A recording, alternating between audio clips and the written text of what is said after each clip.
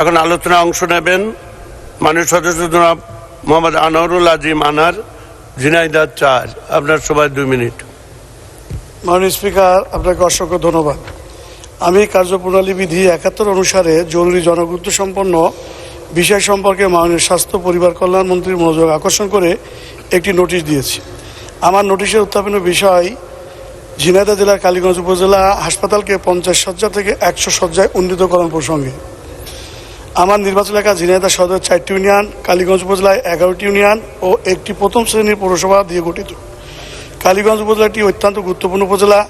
কালীগঞ্জ উপজেলার স্বাস্থ্য কমপ্লেক্সে প্রতিদিন শত রোগী বিভিন্ন ইউনিয়ন থেকে চিকিৎসা সেবা নিতে আসে। 50 শয্যা হাসপাতাল থাকায় রোগীর চাপে পরিপূর্ণ সেবা দেওয়া সম্ভব হচ্ছে না। মহান সংসদে অনেকবার 50 শয্যা হাসপাতালটি 100 শয্যা করার জন্য বলা হলো, এখনও পর্যন্ত কোনো কার্যকরী পদক্ষেপ গ্রহণ করা হয়নি।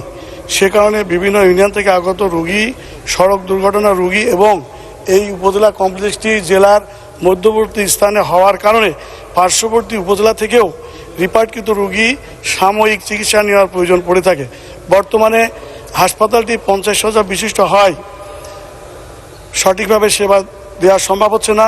উল্লেখ্য, মাননীয় প্রধানমন্ত্রী ঘোষিত ডিজিটাল বাংলাদেশ নির্মাণ ও সবার জন্য সুচিকিৎসা নিশ্চিত করার লক্ষ্যে জনবহুল উপজেলার মানুষের চিকিৎসা সেবা দিতে হলে হাসপাতালটিকে 100 শয্যায় উন্নীতকরণ করা জরুরি।